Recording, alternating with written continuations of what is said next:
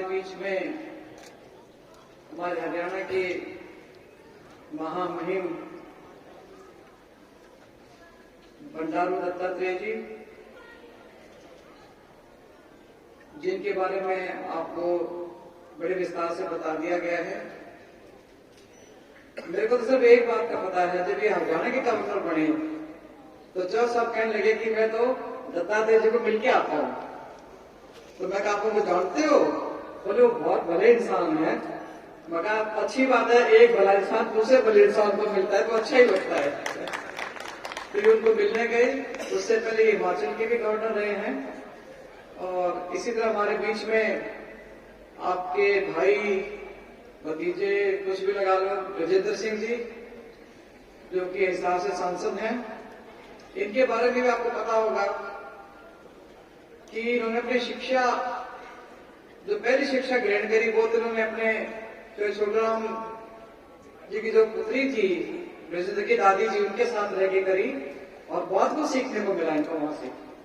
उसके बाद ये चंडीगढ़ आ गए, और उसके बाद फिर हम जब दिल्ली आ गए 84 में, तो इन्होंने मॉडर्न स्कूल से स्कूलिंग, और फिर सेंट स्टीफेंस कॉलेज से ग्रेजुएशन, और जेएनयू से एमए की डिग्री हासिल करने के बाद 96 में ये थर्ड अटेम्प्ट में आईएएस बने, जो कि एक कीर्तिमान है कि पूरे इंडिया में इनका 9वां रैंक था, 9th रैंक था।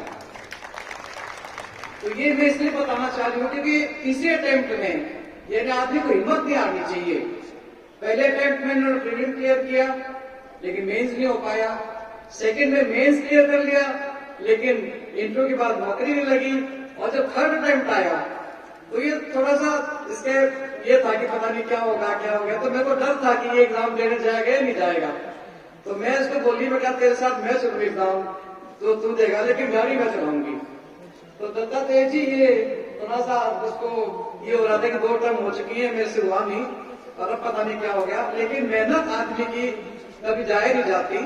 और थर्ड अटेम्प्ट में जब एकेडमी में पहुंचे तो पता लगा कि हर सब्जेक्ट में ब्रजेंद्र ने टॉप कर रखा था। तो आपके लिए बहुत बड़ी प्रेरणा का एक विषय भी है कि हमारे बीच का हमारे मंत्री जी का बेटा आईएएस बना। और उसके बाद दूसरी बात एक और बताऊं, जब इसको 21 सालों की नौकरी करते हो, इसके बीच में इसकी इंग्लैंड भी बदली हुई, और चौसा कहने लगे कि भाई अब नौकरी बहुत होगी, अब रिजाइन करो और राजनीति में आ जाओ, अब सेवा करनी है लोगों की। तो ये कहने लगा सेवा तो मैं भी कर रहा हूं, सरकारी तौर पे। कहते ना वो दूसरी तरह की सेवा है, अब तुम राजनीति में आओ। तो ये संस्कारों की बात है। इन्होंने उसी टाइम रिजाइन किया और चुनाव लड़ा। और आप सबको पता है कि आपके बीच में ये 2019 का जो चुनाव था लोकसभा का, इस साल से सांसद चुने गए और 3.25 लाख वोटों से जीते थे। इसी तरह हमारे बीच में डॉक्टर रणपाल जी हैं, वैसे तो ये यूपी के हैं, और वैसे पूछने लगी मैं आपकी शिक्षा तो जी मेरी स्कूल तो मेरा खैर वहीं से है, यूपी से, लेकिन बाकी की पढ़ाई मैंने कुरुक्षेत्र में रह के करी, और अब मैं वाइस चांसलर हूँ आपके जिनकी यूनिवर्सिटी का। तो बड़ा अच्छा लगा ये सुन के कि ज्यादा शिक्षित अगर आदमी होता है तो उसी तरह से औरों को शिक्षा भी अच्छी देता है। तो ऐसे हमारे बीच में हमारे वाइस चांसलर रणपाल जी भी बैठे हैं, हमारे दोनों प्रिंसिपल साहब बैठे हैं, और वीरेंद्र सिंह जी तो मेरे ख्याल में किसी के इंट्रोडक्शन की मोहताज नहीं है। उनके बारे में मैं अगर कुछ कहूंगी तो वो कहते हैं ना, दिया क्या है वो, सूरज को दिया दिखाने वाली बात है। तो उनके बारे में तो आप सबको पता है कि इनका जो राजनीतिक जीवन है 25 साल की उम्र में शुरू हुआ था, और अब ये भी दत्तात्रेय जी के बराबर से के ही है, 75 तब चुके हैं ये भी। लेकिन राजनीति में जो इनका एक डेडिकेशन है कि मुझे राजनीति में कुछ करना है, ये मैं आज भी उतना ही उनमें जज्बा उतना ही है जैसे जो ये 25 साल के तब था इनके अंदर। तो ये भी हमारे लिए प्रेरणा की बात है कि हमें सीखना चाहिए कि उम्र का कोई मतलब नहीं होता। अगर आदमी को मेहनत करनी है, आदमी को आगे जाना है। अब जैसे ब्रजेंद्र ने बताया कि मेरे पिताजी का एक ड्रीम प्रोजेक्ट था कि मैं यहाँ पे कॉलेज बनाऊं। अब हम एक स्कूल भी बनाना चाहते हैं। हमने कॉलेज बना लिया, नर्सिंग कॉलेज बना लिया। नर्सिंग कॉलेज आज हमारा हरियाणा में अच्छे कॉलेज में गिना जाता है। और इस साल तो हमारी 39 लड़कियों का सिलेक्शन हुआ। इससे पिछले साल हमारा 49 लड़कियों का सिलेक्शन हुआ था। और आप ये देखोगे अगर लड़की शिक्षित होगी तो परिवार भी शिक्षित होता है, माँ बाप को भी खुशी होती है, नौकरी लग जाए। अब इनकी मैं पूछी देख से भी तुम्हारी बेटी क्या लगी है, जी स्टाफ नर्स लगी है, वहां कितनी तनख्वाह मिलती होगी, मुझे 80,000 के करीब तो मिल जाएंगी।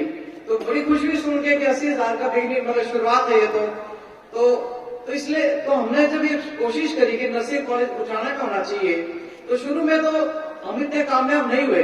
हमने हॉस्टल भी बनाया, लड़कियां हॉस्टल बहुत कम आती थी कि नीचे हमारा तो भाई छोड़ जाएगा, कोई मैरिड है तो उसका पति छोड़ जाएगा।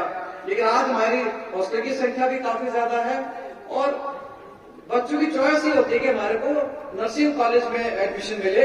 उसके लिए मैं यहाँ के प्रिंसिपल को, यहाँ के स्टाफ को और बच्चों को सबको मैं बधाई देती हूँ। इनकी मेहनत से आज हमारा जो नर्सिंग कॉलेज है वो ऊंचाइयों को छू रहा है। और अभी आपने देखा हुआ एक लड़की ने टॉप भी किया यहाँ से।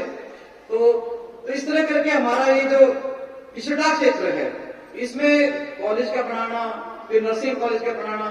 अब हमारी अगला जो हमारा जो प्रोजेक्ट है वो है एक अच्छा स्कूल बनाने का।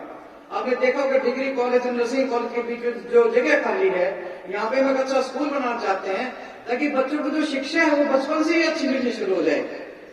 यानी अच्छी शिक्षा मिलेगी, अच्छे उनके लिए हम इंतजाम करेंगे, बिल्डिंग अच्छी बनेगी, सामान उसमें अच्छा रखा जाएगा बच्चों के हिसाब से। तो माँ बाप भी सोचेंगे भी यहीं से पढ़ाई स्कूल की कर ली, यही कॉलेज कर लिया, लड़की हो तो नर्सिंग कॉलेज में चली गई और सब कुछ अच्छा ही अच्छा है। तो हमारे हमेशा ही कोशिश रहती है कि हम जींद को उन ऊंचाई पे लाना चाहते हैं जहाँ पे आज रोहतक को लगा लो, अम्बाला को लगा लो, हिसार को लगा लो, ये हमारे से बहुत आगे हैं हरियाणा को देखते हुए। जींद तो काफी पिछड़ा है, लेकिन अब मैं इसको उतना पिछड़ा नहीं मानती क्योंकि यहाँ पे अपनी यूनिवर्सिटी भी आ गई है। अब हमारा जो मेडिकल कॉलेज है जोधपुर में वो भी बढ़ने लग रहा है, तो कल को हमारे बच्चों को यहाँ पे नौकरी भी मिलेगी। कोई यहाँ पे नर्सिंग का कोर्स करेगा, कोई मेडिकल में जाएगा, कोई पैरामेडिकल में जाएगा। तो ये धीरे धीरे यानी हमारा जींद जिला भी उन्नति की पथ पर चला हुआ है। तो ये जो सारी बातें हैं ये दत्तात्रेय जी को मैं इसलिए बताना चाह रही थी कि ये इस इलाके में आए और इन्होंने भी देखा होगा कि भाई ये इलाका ज्यादा उन्नत तो नहीं, उन्नति में तो नहीं है, लेकिन हाँ अब तो हमारी जो सरकार है इस समय उन्होंने जो सड़कों का जाल बिछा दिया उसकी वजह से आना जाना भी आसान हो गया, टाइम भी बचता है और जाने आने की सुविधा भी बहुत हो गई है। तो ये जो सारी चीजें हैं ये हम इस यहाँ पे लाना चाहते हैं ताकि हमारे बच्चे भी शिक्षित हों और हमारे बच्चों की नौकरी भी अच्छी लगे। ये सारी बातें मैं आप लोगों को बीच बताना चाह रही थी। और जहां तक दत्तात्रेय की बात है, इन्होंने समय दिया, पहले तो दी थी 4 तारीख, फिर इस बात पता लगी कि 4 को इनका कहीं और प्रोग्राम था और ये फिर कहने लगे मैं शायद 6 को आ सकता हूँ। फिर हमारे पास उनके स्टाफ का फोन आया कि जी 6 को पक्का हम आएंगे और उसके बाद फिर हमने तैयारी की उस हिसाब से। तो मैं इनका बहुत बहुत धन्यवाद करती हूँ कि इन्होंने अपना टाइम दिया और आज हमारे बीच में आए। आप सब लोगों ने यहाँ पे बैठ के बड़ी शांतिपूर्वक, बड़े डिसिप्लिन से सारी चीजों को सुना। आप लोगों का बहुत बहुत धन्यवाद। नमस्कार।